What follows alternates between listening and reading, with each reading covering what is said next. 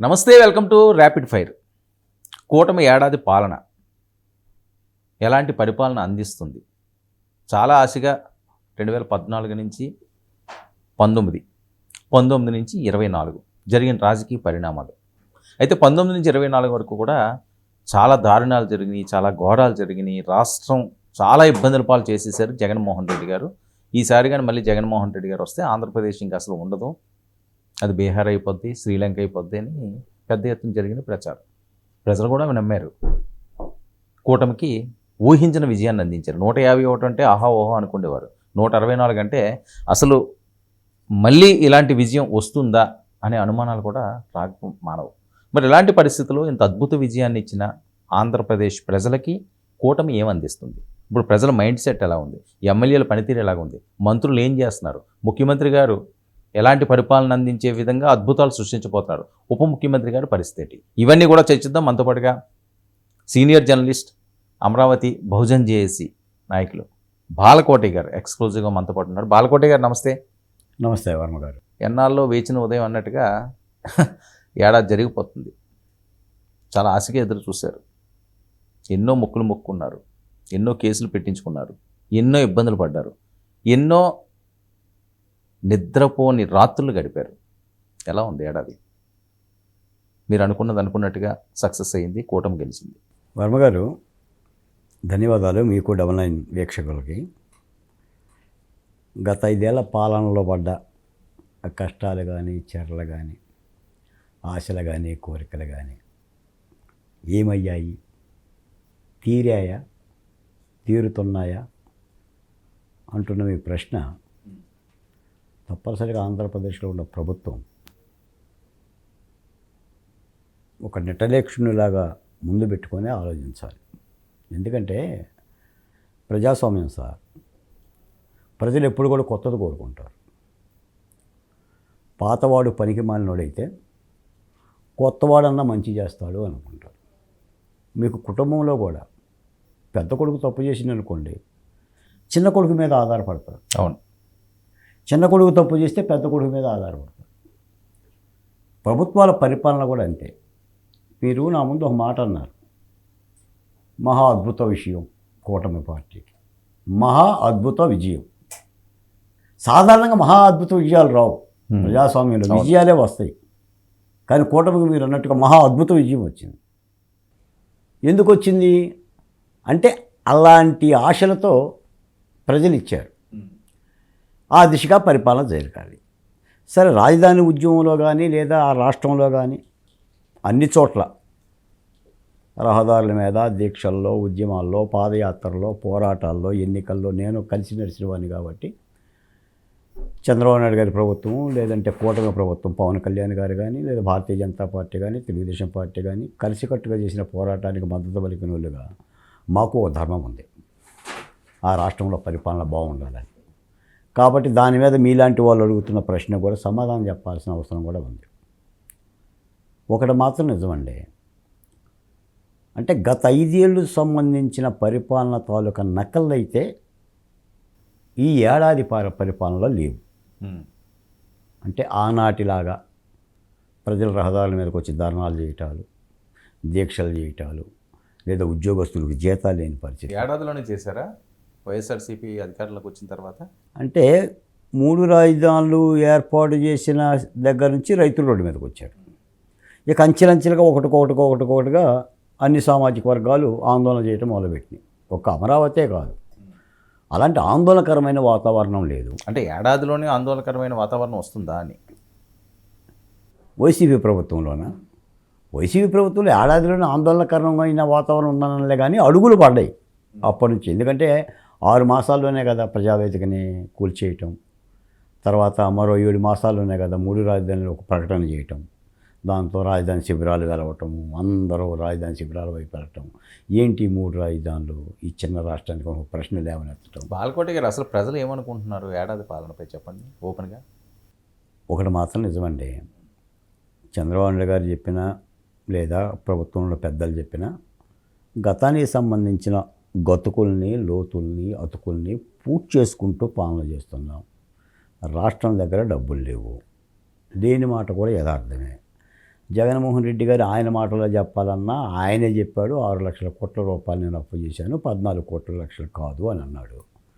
సరే 6 లక్షల కోట్లైనా 7 లక్షల కోట్లైనా అప్పే కదా, దాన్ని పూడ్చుకుంటూ పరిపాలన జరుగుతుంది. దాన్ని పూడ్చుకుంటూ పరిపాలన సాగిస్తున్నారా, దాన్ని పెంచుకుంటూ పరిపాలన సాగిస్తున్నారా? అప్పులు కూడా పెరిగితే పెరగవచ్చు.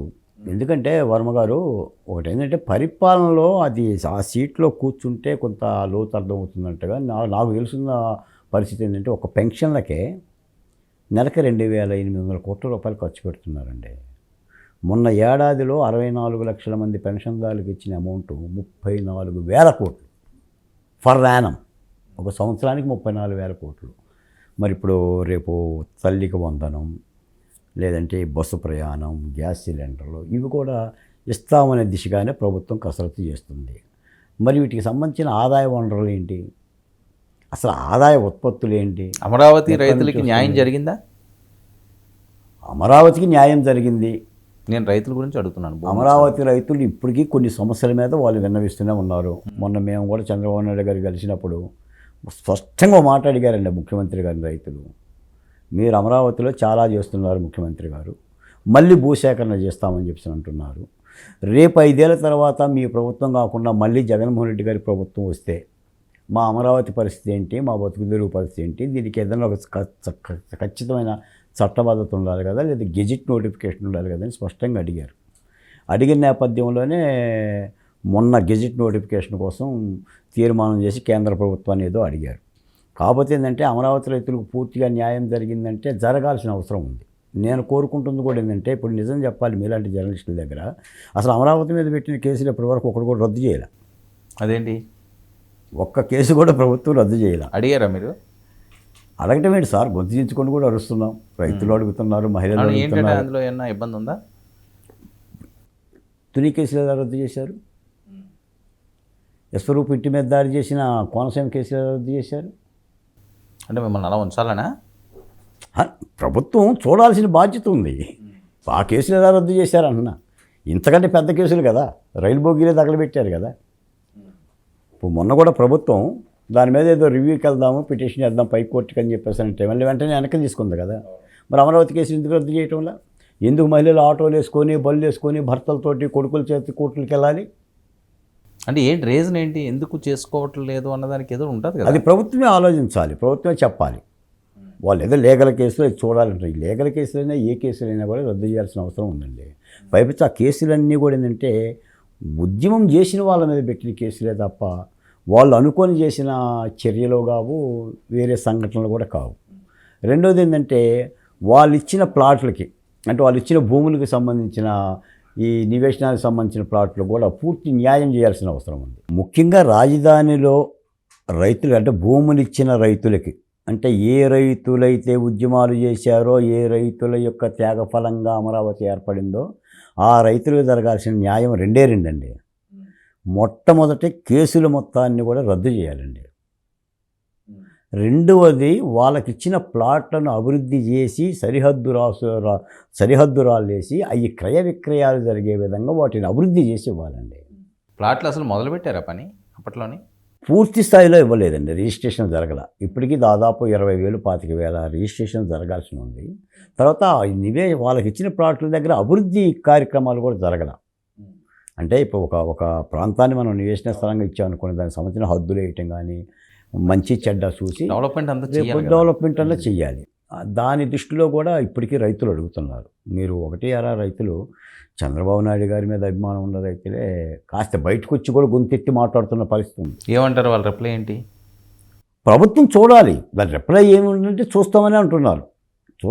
నేను కోరుకునేది కూడా అంటే నారాయణ గారిని, ఇప్పుడు అంతర్జాతీయ విమానాశ్రయం అమరావతిలో కట్టాలి, లేదంటే ఒక స్పోర్ట్స్ సిటీ కట్టాలి, దీనికి ఒక 2,000 ఎకరాలు కావాలి, దానికి ఒక 5,000 ఎకరాలు కావాలి. ఓకే, అది గవర్నమెంట్ స్టాండ్, మీ నిర్ణయం. అది మంచా చెడా, దాన్ని ఎలా ఉపయోగిస్తారు, ఏమిటి, మీరు ఎలా ఉపయోగిస్తారు, మీ తర్వాత వాళ్ళు ఎలా ఉపయోగిస్తారు అనేది తర్వాత సంగతి.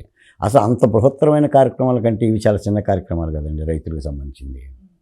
అందుకని అదైతే చూడాల్సిన అవసరం ఉంది.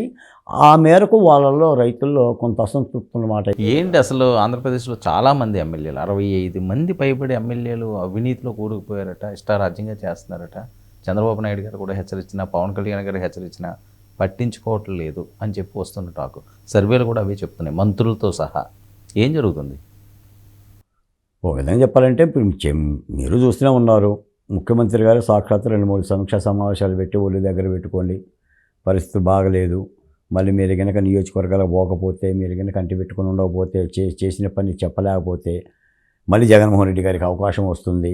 నిజానికి ఒక మాట మీరు చెప్పాలి, ముఖ్యమంత్రి గారు అన్న మాట ఏంటంటే ఈ మధ్య ఈ రోజున మనకు వచ్చిన ఈ మహత్తర విజయానికి ప్రధానమైన కారణం గత పరిపాలన చూసి ప్రజలు ఈ తీర్పు ఇచ్చారు అని అన్నారు. అంటే మనల్ని చూసి కాదు, గత ప్రభుత్వ పరిపాలన బాగాలేదు అని కోపించి కసితో మనకి ఈ తీర్పునిచ్చారు అని అన్నారు. ఆయనే అన్నారు. అన్నప్పుడు ఏంటంటే గత పరిపాలన జరిగిన లోపాలేంటి, తప్పులేంటి, ఆ తప్పులు మళ్ళీ జరగకూడదు. ఆ తప్పులే మళ్ళీ జరుగుతున్నాయా? అది జరగకుండా చూసుకోవాల్సిన బాధ్యత ఉంది. ఇప్పుడు మీరు అంటున్నారు కదా, ఎమ్మెల్యేలు గాడి తప్పారు, ఎమ్మెల్యేలు కొంత ఏదో కార్యక్రమాలు పాల్గొడుతున్న మాట సీఎం గారే చెప్తున్నాడు.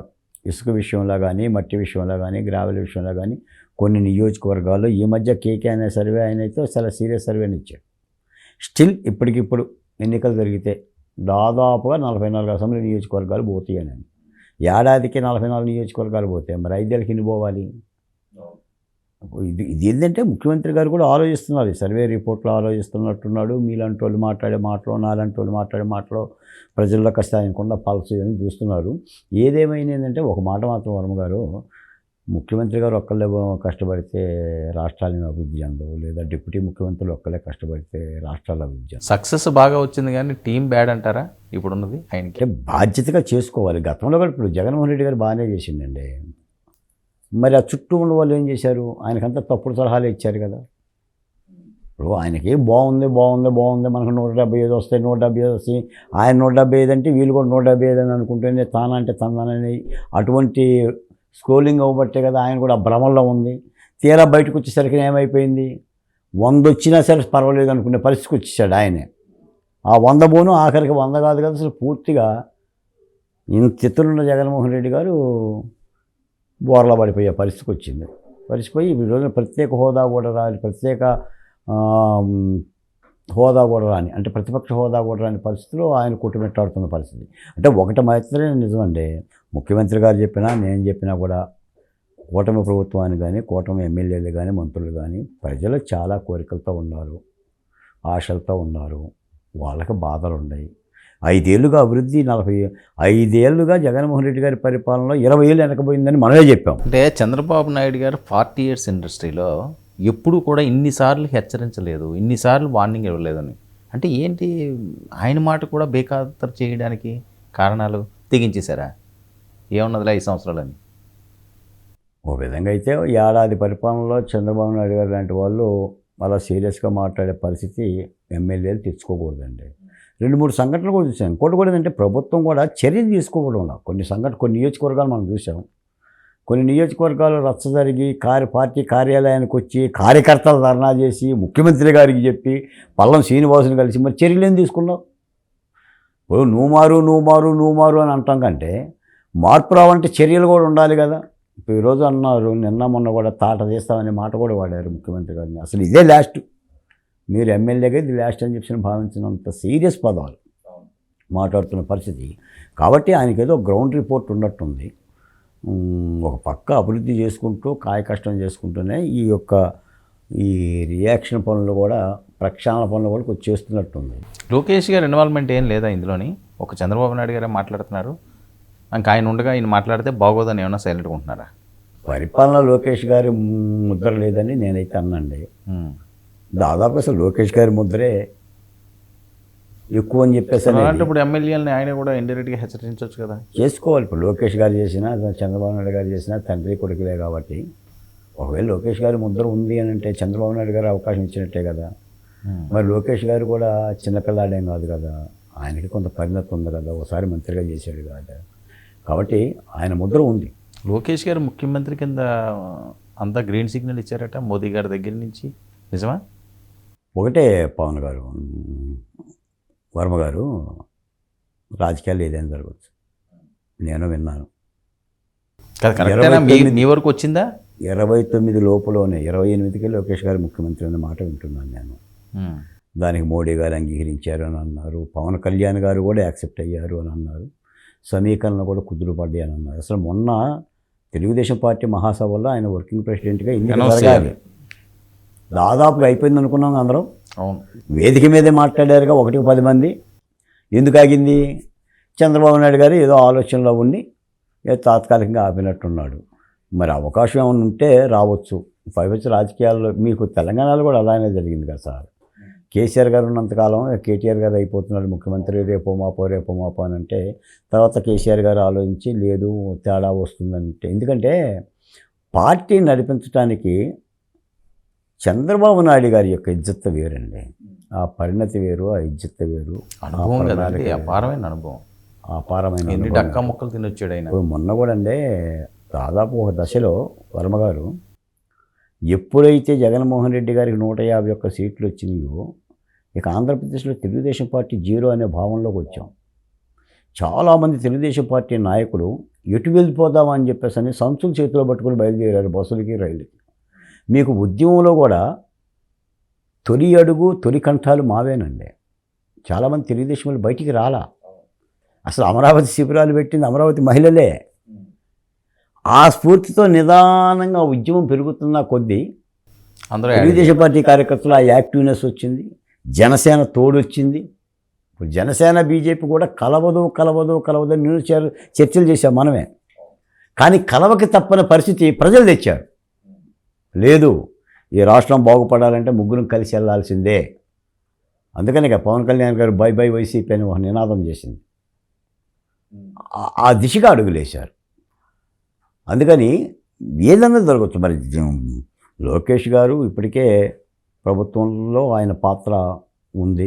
నియామకాల్లో కానీ, కార్పొరేషన్ పదవుల్లో కానీ, లేదా మంత్రి పదవుల్లో కానీ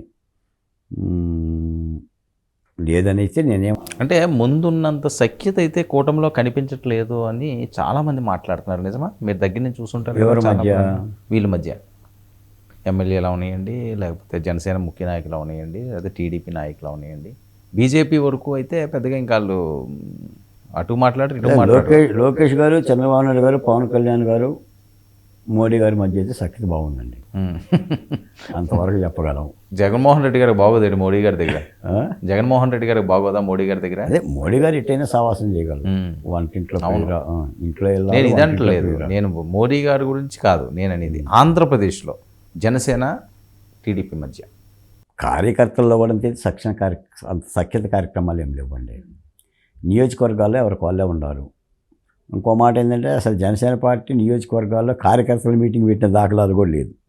ఏడాది కాలంగా పవన్ కళ్యాణ్ గారు కూడా అంటే నిర్మాణం మీద దృష్టి పెడుతున్న సందర్భం ఏం లేదు. చాలామంది వైసీపీ నుంచి చేసి జనసేనలోకి వచ్చారు. మా కృష్ణా జిల్లాలో సామాన్య ఉదయభాను ఇటువంటి వాళ్ళందరూ వాళ్ళు ఖాళీగానే ఉన్నారు. వాళ్ళు సైలెంట్ అయిపోయారు. బాలినేని అంటే పొలిటికల్ యాక్టివిటీ లేదు. అంటే అధ్యక్షులు వారు ఇవ్వాల పొలిటికల్ కార్యక్రమం. ఇప్పుడు చంద్రబాబు నాయుడు గారికి వెళ్ళైతే ఇంటింటికి కార్యక్రమం ఇస్తున్నాడు ఎమ్మెల్యేలకి, మీరు వెళ్ళి చెప్పాలని. పొలిటికల్ యాక్టివిటీ పవన్ కళ్యాణ్ గారు తీసుకోవాలి. మరి ఆయన ఆలోచన ఎలా ఉందో ఏమో. మరి అది కేంద్ర ప్రభుత్వం మోడీ గారి యొక్క మాట మేరకు కొంత ఇతర రాష్ట్రాలకి, తమిళనాడు అలాంటివి వెళ్ళి సనాతన ధర్మానికి ఇచ్చిన ప్రాధాన్యత మరి రాష్ట్రంలో కూడా మరి ఆ పార్టీ బలోపేతానికి ఏదన్నా ఇవ్వాల్సిన అవసరం ఉందనేది అయితే వాళ్ళతో మాట్లాడుతుంది. నాకు చాలామంది జనసేన ఎమ్మెల్యేలు మాట్లాడుతూ ఉంటుంటారు. ఏమంటారండి వాళ్ళు? ఏంటి పరిస్థితి? జనసేన ఎమ్మెల్యేలదే వాళ్ళకి అపాయింట్మెంట్లు చాలా తక్కువ. ఏంటి అలాగా? ఏమై ఉంటుంది? మంచి అవకాశం కదా. ఇప్పుడు మీరేంటంటే వర్మ గారు జనసేన పార్టీ మీద ప్రేమతోనో, పవన్ కళ్యాణ్ గారి ప్రేమతోనో, లేదంటే వీళ్ళంత కోరికలతో కలిశారు కదా, నలుగురు కలిసి ఇంకాస్త ప్రజలకి ఏదైనా చేయొచ్చు కదా అని ఒక అభిమానంతో మీరు నేను మాట్లాడుతున్నాం. మరి నాయకుల పరిస్థితి అలా ఉండదేమో. మరి మనకు తెలిసిన సత్యాలు వాళ్ళకి ఎందుకు తెలియట్లా తెలియక నేను అనకూడదు. కానీ ఇప్పుడు జనసేన కార్యకర్తలు కోపం వస్తే కోపం రావచ్చు, కానీ అనక తప్పదు. మంగళగిరి జనసేన పార్టీ కార్యాలయం ఉందా? ఎక్కడెక్కడి నుంచో కార్యకర్తలు వస్తారు కదా, పవన్ కళ్యాణ్ గారిని చూద్దాం, మన కార్యాలయం చూద్దాం, మన కార్యాలయం జెండాను చూద్దామని. వాళ్ళకి అన్నం పెట్టే పరిస్థితి లేదు అక్కడ, మంచినీళ్ళు ఇచ్చే పరిస్థితి లేదంట. నేను చూశాను మొన్న మంగళగిరి వెళ్ళినప్పుడు, చాలా ఆశ్చర్యపోయా. పవన్ కళ్యాణ్ గారు తన కార్యకర్తకు అన్నం పెట్టలేకపోతే ఏంటి వచ్చిన నష్టం? ఎన్ని కోట్లు అవుతుంది? ఎన్ని కోట్లు అవుతుంది? మొట్టమొదటి ఏదో కొంత ఫిర్యాదుల కార్యక్రమం తీసుకున్నారు. వారం వారం కూర్చొని మన జనసేన ప్రతినిధులు మాతో పాటు డిబేట్లకు వచ్చేవాళ్ళు కూడా వెళ్ళి ఫిర్యాదులు చేసి స్వీకరించేవాళ్ళు. ఇప్పుడు ఆ ఫిర్యాదులు కూడా ఏమి లేవు. అంటే ఒక మాట మాత్రం నిజమండి, పరిపాలన వర్మ గారు ప్రజల దేవుళ్ళలాగా చేతిలో పెట్టారు. అది పవన్ కళ్యాణ్ గారు కావచ్చు, చంద్రబాబు నాయుడు గారు కావచ్చు, లోకేష్ గారు కావచ్చు. ఆ అక్షయ పాత్రని, ఆ వరాన్ని కాపాడుకోవాల్సిన బాధ్యత అయితే వీళ్ళ మీద ఉందండి. మనం చెప్పకపోయినా కూడా వాళ్ళకి తెలుసండి, ఏది మంచో తెలుసు, ఏది చెడో తెలుసు. పవన్ కళ్యాణ్ గారు ఎందుకు సైలెంట్గా ఉన్నారు? ఇంతకుముందు అంత అగ్రెసివ్ కనిపించట్లేదు కదా. జాతీయ రాజకీయాలకు ప్రాధాన్యత ఇచ్చినట్టున్నాడు మోడీ గారి యొక్క ఆదేశాల మేరకు. అంటే ఆయన ఏమైనా సెంట్రల్కి వెళ్ళి ఆలోచన ఉందంటారా? ఆలోచన ఉందని కూడా అంటున్నారు. రాష్ట్రంలో కనుక లోకేష్ గారు ముఖ్యమంత్రి కనుక అయితే పవన్ కళ్యాణ్ గారు జాతీయ రాజకీయాలు. పార్టీ ఉంటుంది. పార్టీ ఎక్కడ పోతుందో నాగబాబు గారు చూసుకుంటారు. పవన్ కళ్యాణ్ గారు చూడడం వేరు, నాగబాబు గారు చూడడం వేరు కదా. అంత యాక్టివ్గా నాగబాబు గారు చేయగలరా? ఆంధ్రప్రదేశ్లో మరి ముఖ్యమంత్రిగా లోకేష్ గారు వచ్చిన తర్వాత ఉప ముఖ్యమంత్రిగా పవన్ కళ్యాణ్ గారు ఉండలేరుగా అని నేను అనుకుంటున్నాను. ఆయన జాతీయ రాజకీయాలకే వెళ్ళాలి. చంద్రబాబు నాయుడు గారు కూడా జాతీయ రాజకీయాలకు వెళ్ళాలి. వాళ్ళిద్దరూ జాతీయ రాజకీయాలకు పోతే ఆంధ్రప్రదేశ్లో మేము నమ్ముకున్న ఆశలు ఏమవుతాయి? మళ్ళీ మీతో కూర్చొని డిబేట్ చేయాలి. అంతేనా? ఆలోచించాలి అప్పుడు ఏంటి. అందుకని ఒకటి ఏంటంటే, రాష్ట్రంలో అయితే ఇంకా గాడిన పడాల్సిన పని అయితే ఉంది, చేయాల్సిన పనులు అయితే ఉంది. నాకు అర్థమవుతుంది ఏంటంటేనంటే, నేల మీద నుంచి ఆలోచించాలి సార్. అసలు మనం ఎంత, మన రాజధాని ఎంత, మన కుప్పు ఎంత, మన పువ్వులు ఎంత, మనం తినే కూడెంత. ఇప్పుడు నేను చాలా గ్రామాల్లో తిరుగుతుంటా. చాలామంది రిక్షా కార్మికులు, హోటల్ కార్మికులు, పొలాల్లో పత్తి తీసేవాళ్ళు. రిక్షాలు ఉన్నాయండి ఇప్పుడు? ఉండే కదా, ఆటో ఉండే, తోపుడు బళ్ళు, పోనీ ఆటో వర్కర్సు. వీళ్ళకి ఉపాధి అవకాశాలు రావాలి. ఓ BTech, MA, 10th class, intermediate. 10th intermediate చదివిన పరిస్థితి ఏంటండి? అందరూ డిగ్రీ చదవలేరు కదా. గ్రామసీమల్లో అత్యధికులు వీళ్ళే కదా. మరొకటి పట్టుమంటూ 300 రూపాయలు వచ్చి ఒక ఉపాధి అవకాశం అక్కడ ఏదైనా ఉండాలి కదా. ఆ నందిగామ నియోజకవర్గంలోనో, జగ్గయ్యపేట నియోజకవర్గంలోనో, మైలవరం నియోజకవర్గంలో పరిశ్రమ పెట్టాలి కదా. ఉపాధి అవకాశాలకు పోనీ వ్యవసాయ ఆధారిత ప్రాంతాలు. అందరం విమానాలు ఎక్కలేం కదా, ఎయిర్పోర్ట్లు కడితే. ఇప్పుడు స్పోర్ట్స్ సిటీ కడుతున్నారు, బ్యాట్లు తీసుకుని ఆడుకోలేం కదా. ఇప్పుడు ఇవన్నీ ఏంటంటే నేల మీద నుంచేసి ఆలోచించాలి. ఈ అరెస్టుల సంగతి ఏంటి బాలకోటి గారు? ఒక్క వల్లభనేని వంశీ ఒక్కడే తప్పు చేశాడా అని చాలామంది ప్రశ్నిస్తున్నారు. కొడాలి నాని గారు ధీమాగా వస్తున్నారు. ఆయన మొన్న గుడివాడ వెళ్ళారు, మళ్ళీ హ్యాపీగా ఆయనకి ఎక్కడ రెస్ట్ తీసుకోవాలో అక్కడికి వెళ్ళిపోతున్నారు. ద్వారంపూడి అన్నారు, రోజా గారు అన్నారు, వీళ్ళందరూ పేరు నాని గారు అన్నారు. ఒకటి మాత్రం నిజం, వర్మ గారు ప్రతి తప్పుకు ఎంక్వైరీ చేస్తున్నారు కదా. సిఐడినో ఏసీబీనో విచారిస్తున్నారు. విచారణ మేరకే కేసులు కడుతున్నారు. ఇంకోటి కూడా ఏంటంటే, ఇప్పటి వరకు నాకు తెలిసి కక్షపూరితంగా పనిగట్టుకొని కేసులు పెట్టి లోపలేసిన పరిస్థితి అయితే వైసీపీ వాళ్ళని అయితే ఏం లేదండి. వాళ్ళు హ్యాపీగానే ఉండొచ్చు. ఇప్పుడు వల్లభనేని వంశీ గారు ఒక కిడ్నాప్ కేసులో అరెస్ట్ అయ్యాడు. అంతకుముందు కూడా ఆయన కార్యాలయం మీద దాడి చేసిన సంఘటన ఉండే ఈ కేసులు కట్టారు. ఇప్పుడు రేషన్ బియ్యం కేసులో పేర్ని నాని గారు, ఆయన్నేం అరెస్ట్ చేయలేదు. ఏదో ₹1 కోటి ఫైన్ కట్టాడు. వాళ్ళ ఆవిడని కానీ ఆయన కానీ వదిలేశారు. మనమే చెప్పాం, రోజా గారు ఋషికొండకి ఏ అనుమతులతో కట్టారు, ₹450 కోట్ల అని అన్నాం. ₹110 కోట్ల ఆడుదాం ఆంధ్రలో అవినీతికి పాల్పడ్డారని వాళ్ళు అన్నారు, అందరూ అన్నారు. రోజా గారిని ఏమి కేసు ఏమి కట్టలేదు, ఆమెనేమో అరెస్ట్ చేయలేదు. విడతల రజనీ గారిని మొన్న ఏదో కేసు కట్టారు, ఆమెనేమో అరెస్ట్ చేయలేదు. ఒక మద్యం కేసులోనే వాసుదేవరెడ్డి దగ్గర నుంచి ధనుంజయ రెడ్డి వరకు అరెస్టులు జరిగినాయి. పోనీ ఈ యొక్క మద్యం కేసుకు సంబంధించిన నకల్లో కూడా తాడేపల్లి గేటు వరకు పోయినాయి.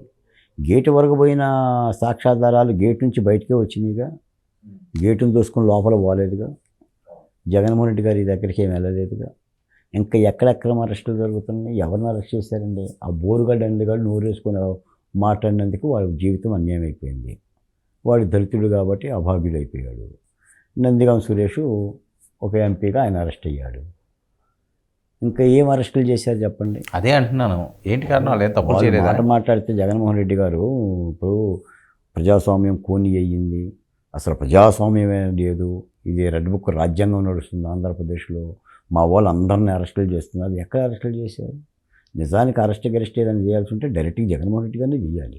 జగన్మోహన్ రెడ్డి గారిని అరెస్ట్ చేస్తారా? ఎందుకు అంత ఎక్కువగా వినిపిస్తుంది? ఎందుకు చేయకూడదు జగన్మోహన్ రెడ్డి గారిని? చేస్తే ఆంధ్రప్రదేశ్లో రాజకీయాలు ఏ రకంగా ఉండే ఛాన్స్ ఉంటుంది? కాదు, అగ్నిగుండం చేస్తామని చెప్తున్నారు వాళ్ళు.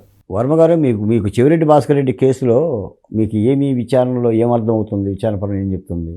వారం వెళ్ళిపోయి డబ్బులు చూసుకొని వచ్చారు కదా వీళ్ళు, కట్టలు. ధనుంజయ రెడ్డి గారు ఒక ఆఫీసర్ కదా, కృష్ణమోహన్ రెడ్డి గారు ఒక ఆఫీసర్ కదా, అసలు మద్యం కేసు వాళ్ళకి సంబంధం అంటే అప్పటి సీఎం ఆదేశాలు లేకపోకుండా సీఎంఓలో పనిచేసే అధికారులకు ఏమైనా వాటా ఉంటుందా? మరి ఇంతవరకు కేసు పడినప్పుడు మరి ఆయన దగ్గరికి పోవాల్సిన అవసరం ఉందిగా. మరి ఆయన దగ్గరికి ఎందుకు పోవడం లేదు? ఎందుకు పోవడం లేదు సార్? వెళ్ళాలి కదా. మీకు ఒక్క మాట చెప్తానండి, నిన్న మొన్న మనమే మాట్లాడాం. అల్లు అర్జున్ కేసు ఏంటండి హైదరాబాద్లో, కేవలం పోలీసు నిబంధనలు పాటించకుండా వచ్చి కారు ఎక్కి చెయ్యి ఊపితే ఆ చుట్టుపక్కల ఉన్న సినిమా థియేటర్ ప్రేక్షకులు అందరూ కూడా రావడంతో తొక్కిసలాట జరిగింది. ఒక మహిళ చనిపోయింది, ఒక పిల్లగాడు ఆసుపత్రి పాలయ్యాడు. అల్లు అర్జున్ కావాలని చేశాడా? ఉద్దేశపూర్వకంగా చేశాడా? చేయలేదు కదా. కానీ తెలంగాణ ప్రభుత్వం అరెస్ట్ చేసి జైలు పంపించింది కదా. మరి అదే సేమ్ జగన్మోహన్ రెడ్డి గారు కూడా నిబంధనలు పాటించకుండా, మాకు దగ్గర బందోబస్తు లేదు, మీరు 11 వాహనాలు వెళ్ళన్నా కూడా చెప్పకుండా వెళ్ళి నువ్వు చేతులు ఒప్పుకో. జగన్ అరెస్ట్ చేస్తే రాష్ట్రం అగ్నిగుండం అట, దానికి సిద్ధంగా ఉన్నదా కూటమి ప్రభుత్వం అని అడుగుతున్నారు. దేనికి అగ్నిగుండం అవుతుంది? అరెస్టులు చేస్తే అగ్నిగుండాలు ఎందుకు అవుతుంది సార్? గతంలో కూడా 16 నెలలు జగన్మోహన్ రెడ్డి గారిని కూడా ప్రభుత్వాలు అప్పుడు జగన్మోహన్ రెడ్డి గారి పరిస్థితి వేరు, ఇప్పుడు మాజీ సీఎం పరిస్థితి వేరు. 4 చేతులు 4 కాళ్ళు వచ్చినాయా? 2 చేతులు 2 కాళ్ళు కావాలంటే చట్టం తలుసుకుంటే ఎంత మోనార్క్ అయినా సరే కిందేనండి. జగన్మోహన్ రెడ్డి గారు నెత్తిన పాలు పోస్తున్నారా కూటమి? చాలా అంశాల్లోని వాళ్ళ పరిపాలన బాగలేదు అని జగన్మోహన్ రెడ్డి గారి యొక్క ధైర్యం ఏంటి? ఈ ముగ్గురు పరిపాలన ఎట్టకట్ట చిందరవందర అవుతుంది, రేపో మాపో వాళ్ళే కొట్టుకుంటారు, నేనేం కర్రలవాడు ఏమనక్కర్లేదు, నాకు కలిసి వస్తుందని చెప్పేసి ఆయన భావిస్తున్నాడు. ఒక మాట ఏంటంటే మీకు ఒకసారి అర్థం చేసుకోండి. ప్రజాస్వామ్యంలో మీలాంటి నాలాంటి వాళ్ళకంటే రాజకీయ పార్టీలకి ఎక్కువ నమ్మకం ఉంటుంది. ఎప్పుడైతే వర్మగారు సీట్లో కూర్చుందో 5 ఏళ్ళ తర్వాత వర్మగారు దిగిపోతాడు, మళ్ళీ నేను కూర్చుంటానని చెప్పి ఆశ కలుగుతుంది. అది తెలంగాణ అయినా ఆంధ్రప్రదేశ్ అయినా ఏ రాష్ట్రమైనా అంతే తప్ప గత పరిపాలకుడు ఏం తప్పు చేశాడు, ఆ తప్పులు నేను చేయకూడదు, లేదా నా పరిపాలనలో కొత్తదనం ప్రజలకు చేపించాలి, ఈ కోణంలో లేదు. అందుకనే మరి అధికారంలో కూర్చోగానే అధికారం రాగానే మరి వీళ్ళ యొక్క భావాలు ఏమైనా మారుతాయేమో కానీ కొంత ఇబ్బందికరమైన వాతావరణం. మీకు వ్యతిరేకత కనిపిస్తుందా కూటమి ప్రభుత్వం మీద? వ్యతిరేకత ఏం కనిపించట్లే కానీ ఆశించిన పరిపాలన కనిపించడం. పదవులు ఏమైపోయినాయండి? నామినేటెడ్ పదవులు మీ పేరు కూడా చాలాసార్లు వినిపించింది, ఏం లేదా? సారీ అన్నారా? నెక్స్ట్ ఏమన్నారా? మాకేం నామినేషన్ పదవి వాళ్ళు ఇస్తారని నేను అనుకోవట్లా, నేను తీసుకుంటానని నేను అనుకోవట్లా. తొలిత ఏంటంటే అమరావతి ఉద్యమంలో మా సామాజిక వర్గాలకు కొంత న్యాయం చేయొచ్చు, ఒక ఎస్సీ కమిషన్ గానో లేదంటే ఏదో ఒకటి ఇస్తే న్యాయం చేయొచ్చు అని భావించానులే. కానీ నాకు కూడా అలాంటి ఆశలేమీ లేవు. ఇచ్చారా అమరావతి వాళ్ళకి ఏమన్నా నామినేటెడ్? ఎవరికి ఇచ్చారు? అదే అంటున్నాను, ఇచ్చారా? అసలు అమరావతి ఉద్యమంలో బహుజన కులాల తరపున పీడిత కులాలు ఎస్సీలు ఎస్టీలు. ఎంఎస్ రాజు గారికి టికెట్ ఇచ్చారు కదా, అదే ఈ కౌంటర్లోకి వస్తుందా? ఎంఎస్ రాజు తెలుగుదేశం పార్టీ అభ్యర్థి అండి, ఆయన తెలుగుదేశం పార్టీ. ఆయన లేడా ఉద్యమంలో? ఉద్యమానికి ఏం సంబంధం ఉంటుంది? ఉద్యమం అందరం చేశాం సార్. ఇప్పుడు మీకేంటంటే రాజకీయాల్లో ప్రభుత్వాలు నీ పిల్లగాడికి నువ్వు అన్నం పెట్టుకొని నా పిల్లగాడికి అన్నం పెట్టానో వచ్చాను అనుకుంటేట, ఇప్పుడు ఆదికి అన్నం పెట్టి ఊరంతా అన్నం పెట్టానంటండి. నీ పార్టీ కార్యకర్తకు నువ్వు ఇచ్చుకోకపోతే ఊడిస్తాడు. మేము ప్రజల పక్షాన నీ గెలుపు కోసం పనిచేసాం. మేము తటస్థ శక్తులు. ఎన్ని కేసులు మీద? మీ మీద ఎన్ని కేసులు ఉన్నాయండి? నా మీద కేసులు ఉన్నాయి. కేసుల కంటే ఎక్కువ 14 సార్లు అవసరం చేశారండి. సభలకు వెళ్లకుండా బంధించారు. కేసులు మొత్తం తవ్వారు. మన నందిగాం అసెంబ్లీ నియోజకవర్గం, కంచిచర్ల, వీరులపాడు, చంద్రలపాడు, ఈ 4 మండలాల్లో స్టేషన్లన్నీ కూడా సరిగి పాత ఏమన్నా రిపోర్ట్లు ఉన్నాయని చూస్తే ఏం దొరకలా. నేను జర్నలిస్ట్ని కాబట్టి నేను సంపాదించిన ఆస్తులు కూడా ఏం లేవు. మన అమరావతి మహిళల గురించి వచ్చిన కామెంట్స్ ఆ ప్రాంతంలో ఇలా ఉన్నాయి. అది దుర్మార్గంగా సార్. అది ఎవరో కూడా ఇప్పుడు న్యాయస్థానాలు ఓటిస్తే ఓటు ఇవ్వచ్చు, కానీ కేఎస్ఆర్ గారికి అమరావతి వేశ్యల రాజధాని అనే మాట మహా దుర్మార్గం కదండి. ఇప్పుడు మనం అన్నం తింటున్న వాళ్ళం కదా. నీకు న్యాయస్థానం ఏదో ఇచ్చినంత మాత్రం బెయిలు, నువ్వు అన్నమాట ఏమన్నా పరిశుద్ధాత్మ అయిపోతుందా? పరిశుద్ధమైన మాట అవుతుందా? అన్న రాజు కానీ ఈయన కానీ అసలు ఆ మాటే పరమ దుర్మార్గమైన మాట. ఆ మాటకి మళ్ళీ ఒత్తాసు పలకటం. ఎందుకంటే జగన్మోహన్ రెడ్డి గారు చేసే తప్పులన్నీ ఇంతే. ఇప్పుడు బద్మాష్ మాటలు మాట్లాడుతున్నారు, నోరు మూయండి ఓ మాటతో పోతుంది. ఇంకాస్త వాళ్ళని నగేస్తే అట్ట. అసలు అమరావతి వేశ్యల రాజధాని ఏంటి సార్? అసలు ఆ పదం వినటానికే చెవులమ్మట రక్తం కారింది. ఇప్పుడు అమరావతిలో ఎంతమంది లేరండి? ఇప్పుడు తాడేపల్లిలో భారతి గారు ఎక్కడున్నారు? అమరావతిలోనే ఉండారా? మరి చంద్రబాబు నాయుడు గారు ఎక్కడున్నారు? అమరావతిలో ఉన్నారా? పవన్ కళ్యాణ్ గారు ఎక్కడ అమరావతిలో ఉన్నారా? ఎస్సీలు, ఎస్టీలు, బీసీలు, రైతులు, అన్ని సామాజిక వర్గాలు అది అమరావతి ఈ రోజు ఏంటి సార్? కృష్ణా గుంటూరు జిల్లాలు అవి ఒక నగరం, అది వేసులు ఉంటారేంటి సార్? అసలు ఆ పదం ఎప్పుడైతే అతగాడన్నాడో నిజంగా సీనియర్ పాత్రికేయం చేస్తే, సిన్సియర్ పాత్రికేయం చేస్తే వెంటనే అతన్ని నివారించగలగాలి. నివారించగలగకుండా నేను చూశాను రిపోర్టులో అని. అది మాయన మచ్చ అతని పాత్రికేయ జీవితం. ఎందుకంటే కేసీఆర్ గారు నాకు తెలుసు, నేను వార్తలో సబేటర్గా ఆయన కింద కూడా పనిచేశాను. ఏబీకే గారి తర్వాత ఒక మాయన మచ్చ ఏముంటుంది? ఇప్పుడు నేను ఏదో ఒక మాట అనేసేసి దాన్ని మళ్ళీ మోసుకునే ప్రయత్నం చేయటం. మీకు అప్పుడు కూడా పరిపాలనలో కూడా జగన్మోహన్ రెడ్డి గారు చేసినవి కూడా అయ్యే కదా సార్. ఇప్పుడు 3 రాజధానుల్లో న్యాయస్థానాలు చెప్పినప్పుడు కూడా ఎప్పుడు కూడా ఆయన రివ్యూ చేసుకోలేదు, వెనక్కి తీసు. సో ఓవరాల్గా పద్ధతి మార్చుకోవాలి ప్రభుత్వంలో ప్రభుత్వ పరిపాలనలో మెరుగుదనం రావాలనే మాట అయితే నేను చెప్తానండి ప్రజల తరపున. ఎందుకంటే ఆ మాత్రం మాట చెప్పడానికి కూడా మనం చెప్పాల్సిన మీ బాధ్యత. పరిస్థితి ఏంటి? ఇంకా ప్రశాంతంగా పుస్తకాలు రాసుకుంటున్నారా? విషయం ఏంటంటే వర్మ గారు, ఈ అమరావతి 1631 రోజుల ఉద్యమం మీద నేను నా అమరావతి రణం రక్తం రాజస్వం అని ఉద్యమం మీదే నేను రాసిన పుస్తకం జూలై 3, 4, 5 తారీఖుల్లో అమెరికాలో మిచిగాన్ స్టేట్లో నోవి నగరంలో తానా మహాసభలు జరుగుతున్నాయి. అక్కడ ఈ పుస్తక ఆవిష్కరణ కూడా జరుగుతుంది. ఈరోజు సాయంత్రమే, ఈ రాత్రికే నేను అమెరికా వెళ్తున్నాను. ఆ నేపథ్యంలోనే హైదరాబాద్ వచ్చాను. దిగ్విజయంగా ఆ కార్యక్రమం చేసుకుంటాను. అంటే ఒక మాట ఏంటంటే, బాలకోటయ్య నీ పరిస్థితి ఏంటి? పుస్తకాలు రాసుకోవటమేనా, ఇలా కండువా వేసుకొని తిరగటమేనా, రహదారుల మీద ఉండటమేనా అనే నీ క్వశ్చన్కి చంద్రబాబు నాయుడు గారు సమాధానం చెప్పాలి, లోకేష్ గారు సమాధానం చెప్పాలి, పవన్ కళ్యాణ్ గారు సమాధానం చెప్పాలి. ఎందుకంటే మనం పంక్తిలో ఉండవాళ్ళం కాదు, పంక్తిలో ఉండవాళ్ళం కాదు. నువ్వు పెడితే అన్నం తినేవాళ్ళం. కానీ ప్రజల పక్షాన్ని నిలబడతాం. మాకు ఒక రోజు వస్తుంది, మాకు ఒక గడియ వస్తుంది, ప్రజలు పిలుస్తారు, ప్రజలు ఇవన్నీ ఆలోచిస్తారు. వర్మ గారు ఆలోచించిన ఆలోచన నా రాష్ట్రంలో ప్రజలు ఆలోచించరా, నీ పరిస్థితి ఏంటి బాలకోటయ్యనని. తప్పనిసరిగా మీరు జరుగుతున్న ఒక ఆశావాద దృక్పథంతో ఉన్నామండి. Thank you so much. All the best Balakoti గారు. ఇది బాలకోటి గారితో ఈనాటి ర్యాపిడ్ ఫైర్. మరొక అతిథితో మరో ర్యాపిడ్ ఫైర్ ఉంది. Stay tuned to 99 news.